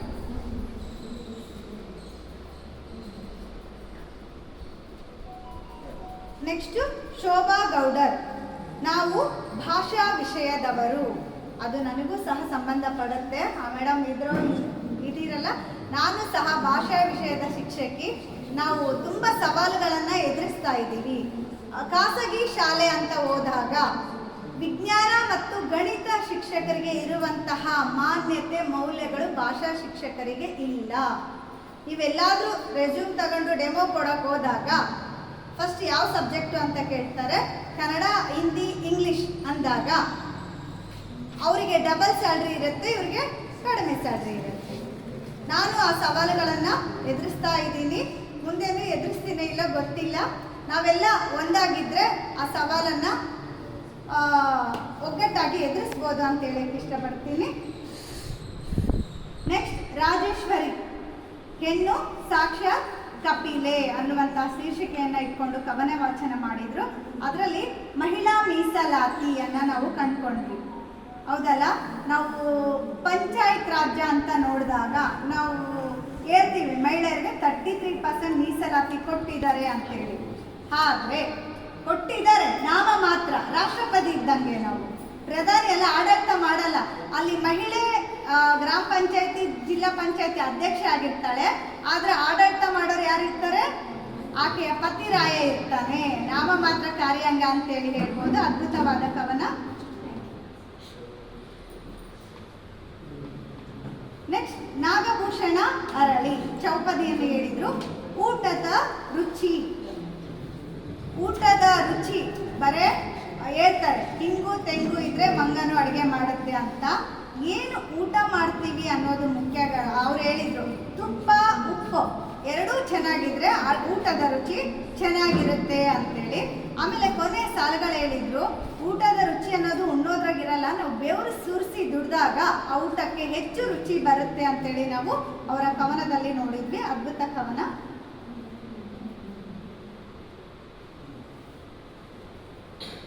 ನೆಕ್ಸ್ಟ್, ನಿರ್ಮಲಾ ಅನ್ನೋರು ಬದುಕಿನ ರೀತಿ ನೀತಿ ಅಂತೇಳಿ ಹೇಳಿದ್ರು. ಬೇಡಿದರೆ ಈಶ್ವರನಿರುವಂತಿಕೆ ಅಂತೇಳಿ. ಅಹಂಕಾರ, ಓಕೆ, ಯಾವುದೇ ಆಗಲಿ ಬೇಡದೆ ಬಂದರೆ ಅದಕ್ಕೆ ಅಹಂಕಾರ ಹೆಚ್ಚಿರುತ್ತೆ ಅಂತೇಳಿ ತಮ್ಮ ಕವನದಲ್ಲಿ ಹೇಳಿದ್ರು. ಕಷ್ಟಪಟ್ಟು ಅದನ್ನು ಗಳಿಸ್ಕೊಂಡ್ರೆ ಅದರಿಂದ ಅಹಂಕಾರ ಸಿಗಲ್ಲ, ತೃಪ್ತಿ ಸಿಗುತ್ತೆ ಅನ್ನೋದು ತಮ್ಮ ಕವನದಲ್ಲಿ ವ್ಯಕ್ತಪಡಿಸಿದ್ರು. ನೆಕ್ಸ್ಟ್, ರವಿ ಎಸ್ ಹಿರೇಮನಿ ಅವರು ಜೋಡಿ ಅಂತೇಳಿ ಕವನದ ಶೀರ್ಷಿಕೆ ಇಟ್ಕೊಂಡಿದ್ರು. ಪ್ರೀತಿ ಅನ್ನುವಂಥ ಕವನದ ಬಗ್ಗೆ. ಪ್ರೀತಿ ಇದ್ದರೆ ಎಲ್ಲವೂ ಖುಷಿ ಕೊಡುತ್ತೆ, ಪ್ರೀತಿ ಇಲ್ಲ ಅಂದರೆ ಎಲ್ಲವೂ ನಶ್ವರ ಅನ್ನುತ್ತೆ ಅನ್ನೋದನ್ನು ನಾವು ಪ್ರೀತಿ ಕವನಗಳಲ್ಲಿ ನೋಡಿದ್ವಿ. ನೆಕ್ಸ್ಟ್, ಶಿವಪ್ರಸಾದ್ ಆದಿಮನಿ ಸಾಯುತ್ತಿದೆ ನುಡಿ.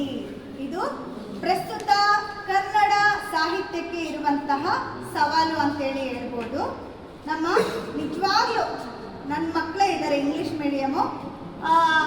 ಮಂಗಳವಾರ ಅಂದರೆ ಯಾವುದಮ್ಮ ಅಂತ ಕೇಳ್ತಾರೆ.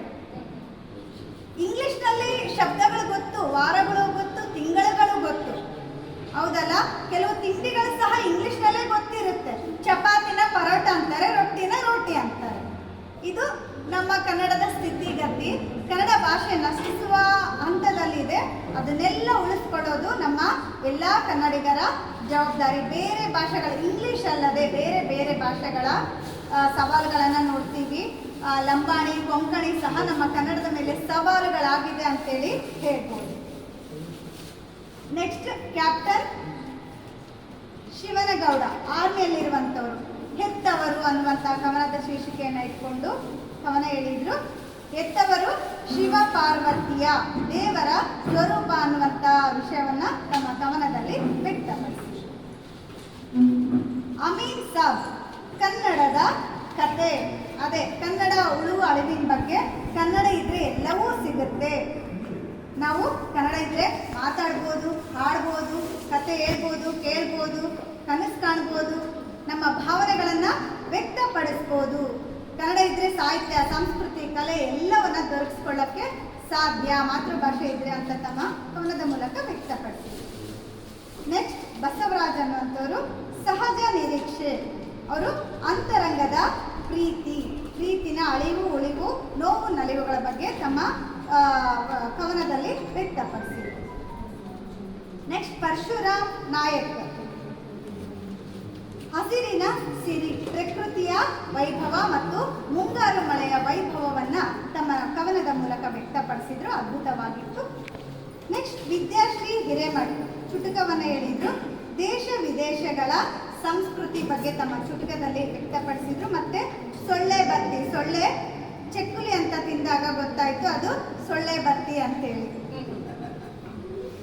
ನೆಕ್ಸ್ಟ್ ಶರಣಪ್ಪ ಮಹಿಪತಿಯವರು ಸರ್ಕಾರಿ ನೌಕರಿ ಅನ್ನುವಂಥ ಶೀರ್ಷಿಕೆಯನ್ನು ಇಟ್ಕೊಂಡು ಕವನವನ್ನು ವಾಚನ ಮಾಡಿದ್ರು. ಸರ್ಕಾರಿ ನೌಕರಿ ಅಂದ ತಕ್ಷಣ ನಮಗೆ ಬೆಲ್ಲ, ಕಲ್ಲು ಸಕ್ಕರೆ ಅನ್ಕೊಂಡ್ಬಿಡ್ತೀವಿ, ಅದು ಕಲ್ಲು ಅಂತೇಳಿ ಇವ್ರು ವ್ಯಕ್ತಪಡಿಸ್ತಾರೆ. ಸರ್ಕಾರಿ ನೌಕರಿ ಎಲ್ಲವನ್ನ ಕಳ್ಕೊಳ್ಳುತ್ತೆ, ಬೇರೆಯವ್ರ ಅಧಿಕಾರದಡಿ ನಾವು ಯಾವಾಗಲೂ ಇರಲೇಬೇಕು, ನಾವೆದುರು ಮಾತಾಡಿದ್ರೆ ಡಿಸ್ಮಿಸ್ ಆಗ್ತೀವಿ ಅನ್ನೋದು ತಮ್ಮ ಕವನದ ಮೂಲಕ ವ್ಯಕ್ತಪಡಿಸಿದ್ರು.